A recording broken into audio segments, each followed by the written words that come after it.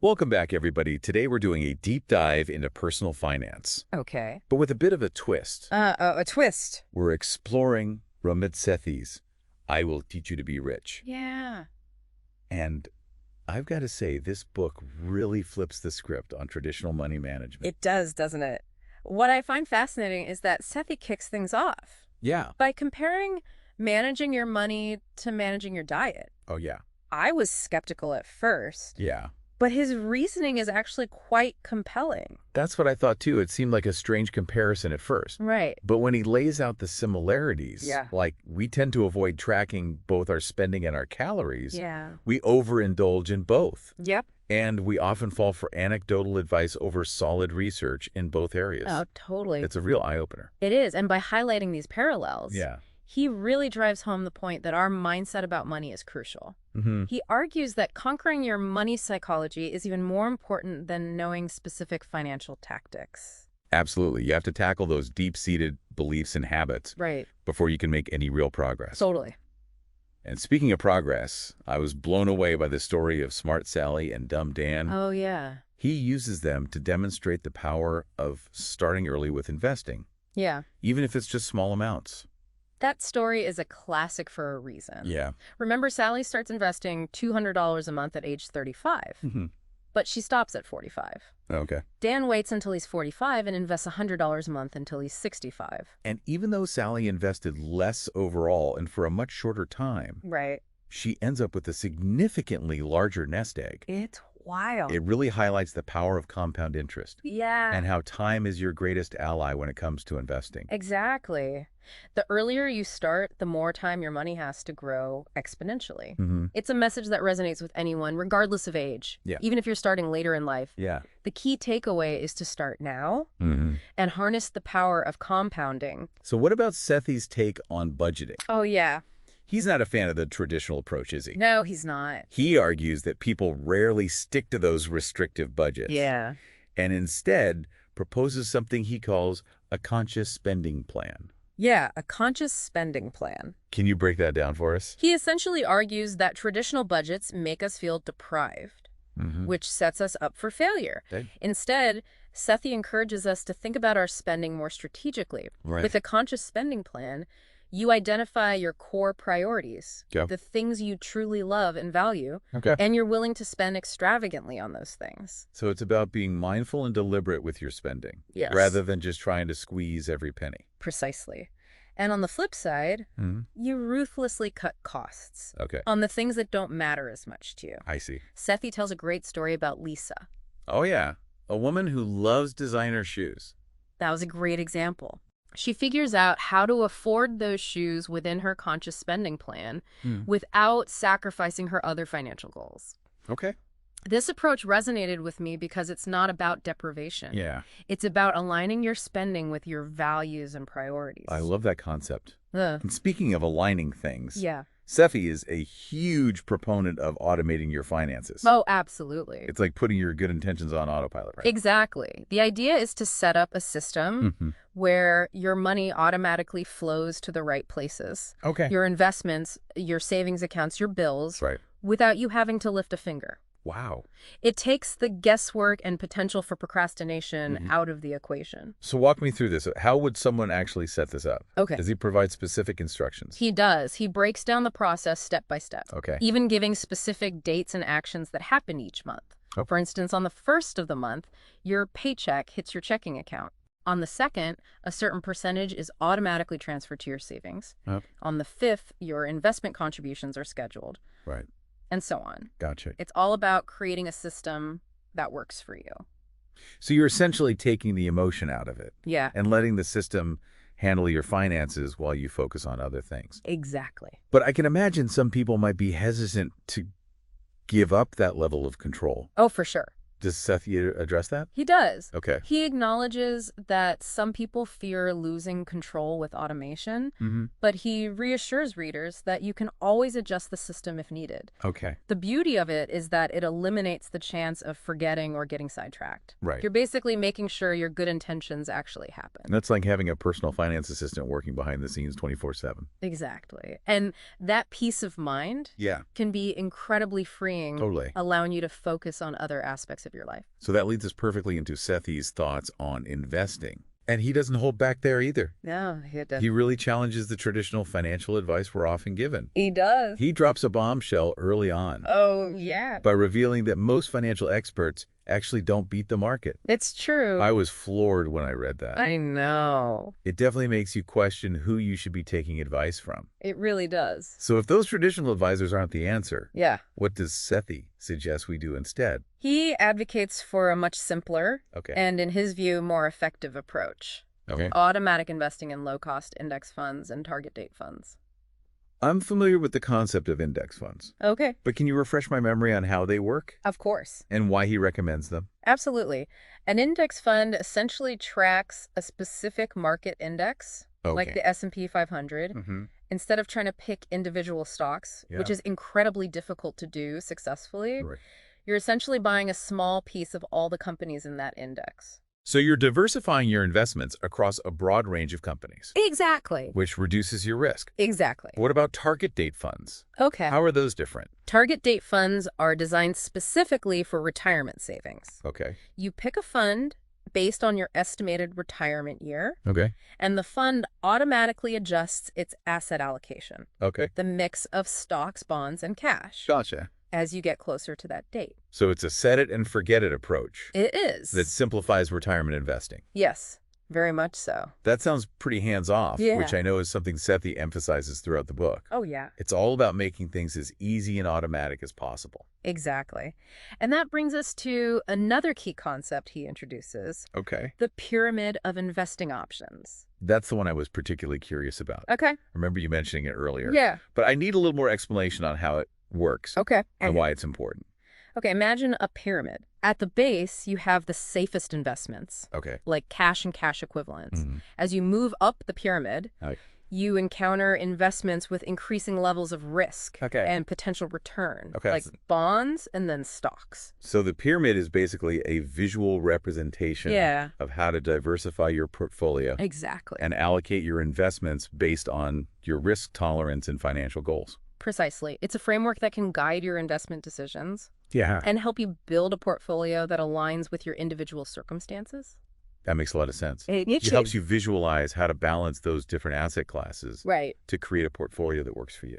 Exactly. And what's great is that Sethi doesn't stop at the basics of investing. Right. He goes beyond that to tackle some major life decisions like negotiating a raise, buying a car, Yeah. and even navigating the often dreaded topic of prenups. I have to admit, I was a little surprised to see those topics included in a book about personal finance. Right. But then I realized it all ties into the bigger picture Yeah. of creating that rich life he talks about. Right. It's not just about managing money. It's about using money as a tool Yeah. to design a life that's fulfilling and aligned with your values. Okay, so let's dive into those additional topics. Okay. What are some of the key insights Sethi offers when it comes to negotiating a raise? Right. Because let's face it, that's a conversation that can be pretty nerve-wracking. It can be. Yeah. He emphasizes the importance of mindset and preparation. Mm-hmm. It's not about walking into your boss's office and demanding more money. Right. So it's about being strategic and presenting a well-reasoned case. Exactly. You need to know your worth. Yeah. Have a clear understanding of your accomplishments and contributions, Mm-hmm. and be prepared to articulate how you add value to the company. He also shares a great anecdote about a woman named Rachel, Yes. who landed a job by going the extra mile with her follow-up after the interview. Right. She stood out from the competition because she demonstrated her initiative and enthusiasm. Yeah. Sethi uses this example to highlight how being proactive and strategic can make a real difference. It's about taking control of your career and advocating for yourself. Exactly. And then there's the topic of buying a car, Okay. which he approaches in a way that really challenges conventional thinking. He points out something that most people probably don't consider. Yeah. The biggest factor influencing the cost of owning a car Yes. isn't actually the purchase price. It's not. It's the length of time you keep the car. Right. He says the length of time you keep the car. The longer you hold on to a reliable vehicle, Yeah. the lower your overall costs will be. Precisely. And finally, he encourages readers to zoom out and consider the bigger picture. Yeah. Moving beyond just accumulating wealth to focus on building that rich life. He talks about filling your life with experiences, Yeah. meaningful relationships, and a sense of purpose. He emphasizes that financial freedom is a means to an end, not the end goal itself. Right. It's about using money as a tool to create a life that's rich in every sense of the word. So we've covered a lot of ground already. We have. From money psychology and conscious spending to the power of automation and investing like a pro. Yes. Where should we go from here? Well, we've only just scratched the surface. I figured. Sethi goes on to cover topics like handling irregular expenses, navigating the complexities of taxes, and even mastering the art of negotiating everything from cable bills to your salary. Sounds like there's a wealth of knowledge still to unpack. There is. We'll have to continue this deep dive into I Will Teach You to Be Rich in our next episode. I agree. There's much more to explore. Picking up where we left off, let's delve into one of the topics you just mentioned. Irregular expenses. These are those costs that don't occur every month, like car maintenance, holiday gifts, or even unexpected medical bills. Those are the ones that always seem to catch me off guard. Yeah. How does Sethi recommend handling those irregular expenses so they don't derail your entire financial plan? He suggests creating a dedicated savings category specifically for these unpredictable costs. Instead of scrambling when they pop up, you've got a system in place. He calls it the Freedom Fund. I love that name. It implies that you're not controlled by those unexpected costs. You have the freedom to handle them. Exactly. But how do you determine how much to set aside each month? Without knowing exactly what those expenses will be. That's where tracking comes in. Okay. Sethi recommends looking back at your past spending to get a sense of what you've typically spent on those irregular categories. So look back at past holiday spending. Yes. Car repairs, things like that. Exactly. Then based on that historical data, allocate a realistic amount each month to your Freedom Fund. It's a proactive approach that takes the stress out of dealing with the unexpected. I can see how having that cushion would provide peace of mind. Right. You wouldn't have to dip into your emergency fund or rack up credit card debt when those surprise expenses inevitably arise. Exactly. Speaking of things that often cause stress and confusion, let's talk about taxes. I'm all ears. Because taxes are definitely an area where I feel a bit intimidated. Yeah. What are some of the common misconceptions he addresses? One of the biggest myths he debunks is the idea that the U.S. has the highest tax rates in the world. He provides data to show that's simply not true. I've heard that myth before. It's good to know it's not accurate. It's not. What other tax-related anxieties does he address? Another common fear is that earning more money will actually result in taking home less because of those higher tax brackets. Right. But Sethi explains that you're not taxed at a higher rate on all your income. Okay, can you elaborate on that a bit? Sure. I've always been a little fuzzy on how those tax brackets actually work. Think of it like a staircase. Each step represents a different tax bracket with its own tax rate. Let's say the first step is 10%. The second is 12%, and so on. Only the income that falls within a specific step is taxed at that step's rate. So if you get a raise that bumps you into a higher bracket, Yes. only the portion of your income that falls within that higher bracket Yes. is taxed at the higher rate. Right. The rest of your income is still taxed at the lower rates from the previous steps. Exactly. It's a progressive system. Okay. And Sethi explains it in a way that makes it much less scary than it often seems. I appreciate that clarification. Of course. It's definitely helpful to understand the mechanics of it all. Right. Sethi also talks about something called money scripts, right? He does. Okay. He delves into how our early experiences and the messages we receive about money shape our beliefs and behaviors around finances. It's like those subconscious programs running in the background, influencing our financial decisions without us even realizing it. Precisely. And once you become aware of those money scripts, you can start to challenge them and rewrite them to create a healthier and more empowering relationship with money. So it's not just about understanding the technical aspects of personal finance. It's also about understanding ourselves. Yes. And how our past experiences impact our present behavior. Right. It's a holistic approach that acknowledges the psychological and emotional dimensions of money. Mm-hmm. And speaking of emotions, Sethi doesn't shy away from tackling the topic of debt, Okay. which often carries a heavy emotional burden. That makes sense. Debt can be a major source of stress and anxiety for a lot of people. It can. It's not just about the numbers, it's about the emotions that come with it. Exactly. He starts by acknowledging the emotional weight of debt, Yeah. sharing quotes from people who've experienced fear, guilt, and even shame around their finances. It makes you realize that you're not alone in those feelings. It does, and he provides a clear and actionable framework for tackling debt, starting with confronting it head-on. So rather than avoiding those credit card statements, Yes. he encourages you to face reality and create a plan. Precisely. He stresses the importance of understanding the psychology of debt, Okay. which often involves denial and avoidance. So he encourages readers to understand exactly how much debt they have, Yes. create a concrete plan for paying it off, Right. and automate their payments to make progress without constant willpower. Right. And he provides specific steps for different types of debt, Okay. like credit card debt and student loans. Okay, so let's get into the specifics. All right. What are some of his recommendations for tackling credit card debt? He suggests starting by negotiating lower interest rates with your credit card companies. Okay. You might be surprised how often this is possible. Wow. He even provides a script for those who might feel intimidated by that conversation. That's so helpful. It's all about empowering people with the tools and knowledge Yeah. to advocate for themselves. Exactly. What about exploring different debt payoff strategies? He discusses several methods, Okay. including the popular debt snowball method, Yeah. where you focus on paying off the smallest debts first Great. to gain momentum and motivation. I've heard of that one. It's a psychological strategy to keep you going. It is. And what about student loans? Those can be a real burden, especially for recent graduates. He dedicates an entire section to student loan debt, Oh, what? acknowledging the unique challenges it presents. Yeah. He suggests exploring options like income-driven repayment plans Okay. and loan forgiveness programs to make those monthly payments more manageable.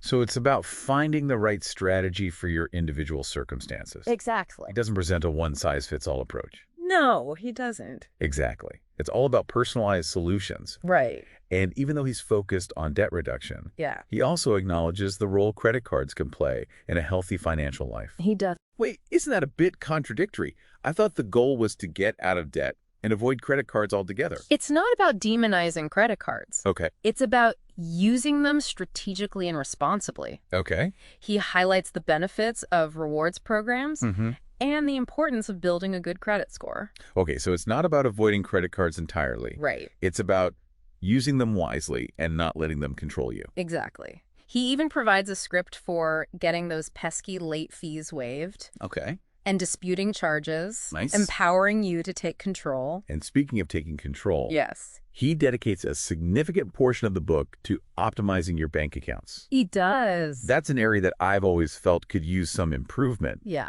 What are some of the key takeaways there? He stresses the importance of choosing the right accounts that align with your needs, Okay. and most importantly, avoiding unnecessary fees. Those sound ideal. Right.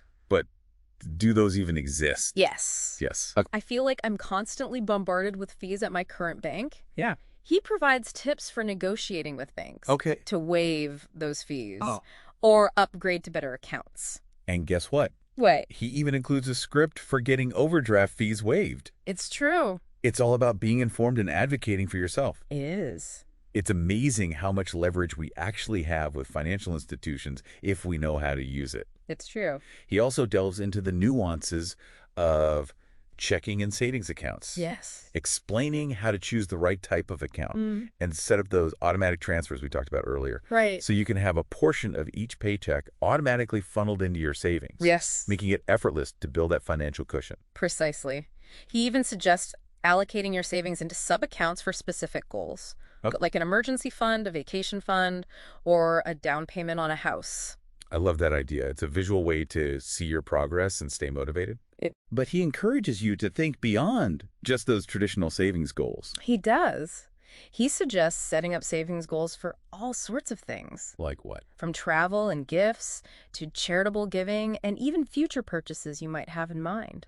So it's about aligning your savings with your values and priorities. Exactly. It's about using your money to create a life that reflects what's truly important to you. This is all making me realize that personal finance isn't just about crunching numbers and creating spreadsheets. Right. It's about having a vision for your life. Yes. And using your finances as a tool to make that vision a reality.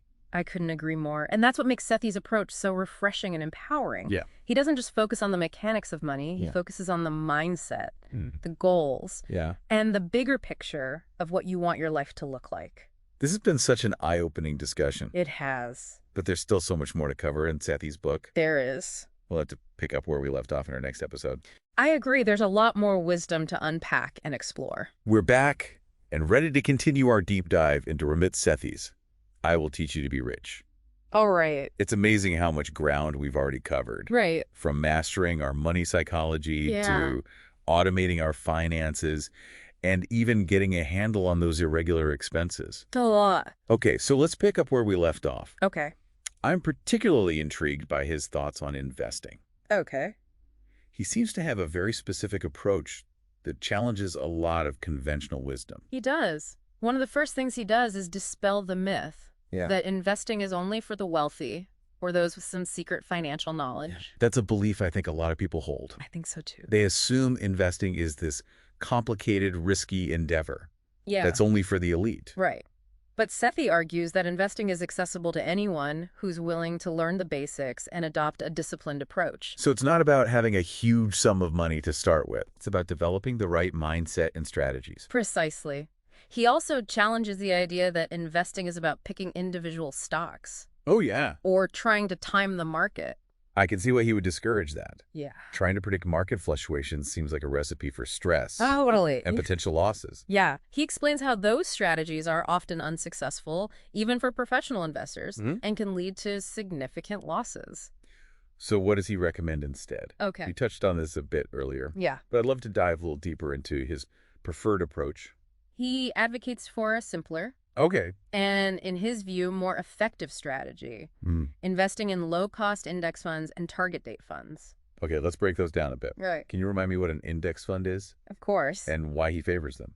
An index fund is essentially a basket of stocks that tracks a specific market index, like the S&P 500, instead of trying to pick individual winners, which is incredibly difficult to do consistently. You're essentially buying a small piece of all the companies in that index. So you're diversifying your investments across a broad range of companies. Yes. Which reduces your risk. Exactly. What about those target date funds? How are those different? Target date funds are designed specifically for retirement savings. Okay. You choose a fund based on your estimated retirement year. Okay. And the fund automatically adjusts its asset allocation. Okay. That's the mix of stocks, bonds, and cash as you get closer to that date. So it's a set it and forget it approach. Yeah.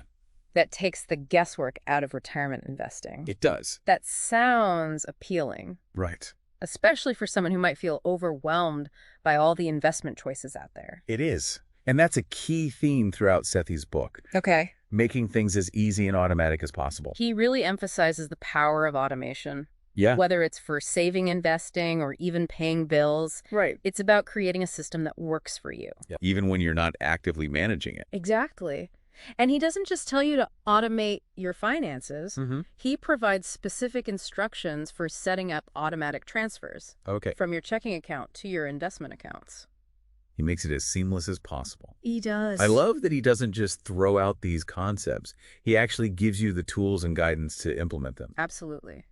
And he recognizes that investing isn't just about the technical aspects. Right. He also addresses the psychological barriers that often hold people back. Investing can definitely be an emotional roller coaster. Oh, it can. What are some of the common psychological obstacles he discusses? He acknowledges the fear of losing money. Okay. The temptation to try to time the market. Right. And the overwhelm that can come from navigating the complex world of investing. Those are all very real and valid fears. They are. What are some of the strategies he suggests for overcoming those psychological hurdles? He encourages readers to focus on the long term, stay the course through market fluctuations. Right. And avoid making impulsive decisions based on fear or greed. It's about developing a mindset that supports consistent long-term growth. Exactly. It's about having a plan and sticking to it even when things get turbulent. And speaking of turbulence, another topic Sethi tackles is the emotional minefield of negotiating. Oh, yeah, That's an area where a lot of people struggle, myself included. for sure. It can be intimidating, especially when it involves money. Yeah. Or advocating for yourself. He provides specific strategies for negotiating effectively. Okay. Whether it's asking for a raise, getting a better deal on a car, or even haggling over your cable bill. What are some of the key principles he emphasizes when it comes to negotiation? He stresses the importance of thorough preparation, Okay. understanding your leverage, and being assertive without being aggressive. So it's not about being pushy or demanding. No. It's about being confident and prepared to present your case. Precisely. And he goes beyond just the tactics. He also addresses the psychological barriers that can prevent people from negotiating effectively. Like the fear of rejection. Yeah. Or the belief that you're not good at it. Exactly. He encourages readers to shift their mindset, Okay. embrace the challenge, and practice their negotiation skills in everyday situations. So it's a skill that can be learned and honed over time, just like any other. Right. And then there's the topic of buying a car, Oh, yeah. which he approaches with a data-driven perspective that really challenges conventional thinking. We touched on this earlier, but I'd love to hear more about his unique take on car buying. Okay. What sets his advice apart from the usual tips and tricks? He starts by highlighting the surprising fact Yeah. that the most important factor in the cost of owning a car is not the purchase price, Right. but how long you keep it. That's so counterintuitive. I know, right? We tend to focus on getting the best deal up front. Yeah. But he's arguing that the real savings come from holding on to a reliable car Yes. for as long as possible. Exactly. He encourages readers to focus on finding a car they can drive for 10 years or more, ideally.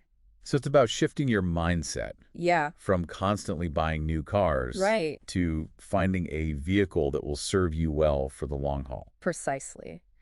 And of course, he provides tips for negotiating a good price, whether you're buying new or used.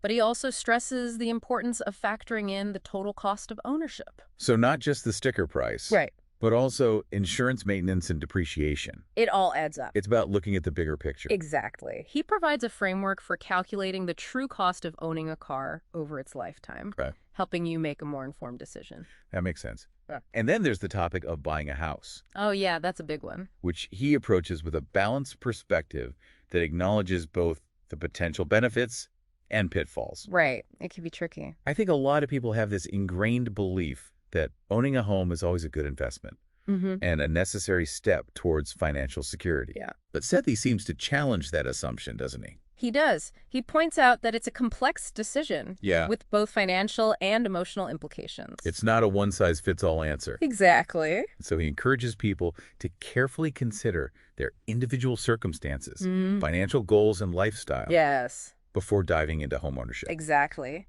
And for those who decide to buy a house, he offers practical advice, Like what? including tips for getting pre-approved for a mortgage, Okay. finding a reputable real estate agent, and negotiating a fair price. He also provides guidance on understanding the different types of mortgages Yeah. and those often confusing closing costs. Right. He wants to make sure you're well informed throughout the entire process. And while he acknowledges the potential benefits of homeownership, he doesn't shy away from discussing the risks, No, he doesn't. like market fluctuations, unexpected repairs, and the potential for negative equity. All important factors. Exactly. He wants readers to approach this major decision with a realistic and informed perspective, Yes. understanding both the potential rewards and the potential risks. It's about making a choice that aligns with your individual circumstances and financial goals, Yeah. rather than just following the herd mentality. Exactly. And speaking of choices, Sethi also tackles the often dreaded topic of prenups. Oh, yeah, that one. That's a conversation that can be particularly challenging for couples. It can be very sensitive. He acknowledges the emotional complexities surrounding prenups, Yeah, recognizing that it's a sensitive subject. it is. But he encourages couples to approach the conversation with empathy, respect, and a focus on building a strong financial partnership. That's a great point. So it's not about planning for failure. Right. It's about having open and honest conversations about your finances Yeah, and protecting both partners' interests. precisely.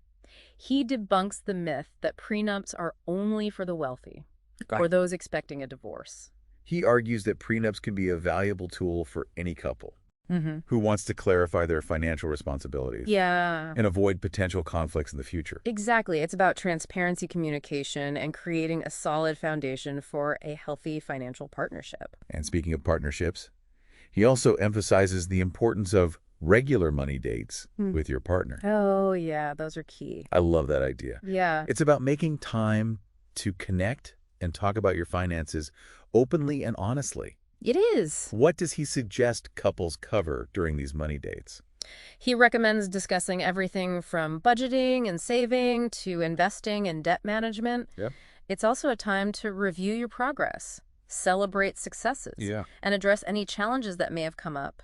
It's about creating a sense of teamwork and shared responsibility when it comes to your finances, Yeah. which can strengthen your relationship and set you up for long-term financial success. Absolutely. And that sense of shared responsibility is a key theme that runs throughout Sethi's book. Right. He encourages readers to take ownership of their finances, make conscious choices, and create a life that reflects their values and priorities. It's been an incredibly insightful journey exploring I Will Teach You to Be Rich. It has been. We've covered so much ground. We have. From the fundamentals of budgeting and saving to the complexities of investing, negotiating, and even buying a home. There's a lot to think about. We've delved into the psychology of money, Yes. the importance of automation, and the power of conscious spending. A lot of great stuff. And we've touched on those bigger life decisions and how to navigate them with a financial lens. Definitely. Always keeping in mind that rich life, Sethi encourages us to create. Right. So to wrap things up, Yeah. what stood out to you the most throughout this deep dive? That's tough. There's a lot. I know, right? What resonated with you on a personal level? For me, it's the emphasis on mindset and the power of our beliefs. Oh, that's good. Sethi reminds us that our attitudes about money play a huge role in shaping our financial reality. That's a powerful message, and one that I think is often overlooked in traditional personal finance advice. Exactly. It's not just about the numbers. Right. It's about our relationship with money, Yeah. our beliefs about what's possible, Right. and our willingness to challenge those limiting beliefs that might be holding us back. Absolutely. And another key takeaway for me is the importance of taking action. Yes. Sethi provides so much practical advice, but it's up to us to implement those strategies and create those positive changes in our lives. It's about moving beyond just reading the book. Right. And actually putting those principles into practice. Exactly. And I love how he breaks down those seemingly overwhelming tasks into manageable steps, making it feel less daunting and more achievable. He empowers readers to take control of their finances and create a life they love. So to our listeners, we ask you, what does your rich life look like? What does it look like? And what one step will you take this week to make it a reality? Thank you all for joining us on this deep dive. Yes. Thank you, everyone.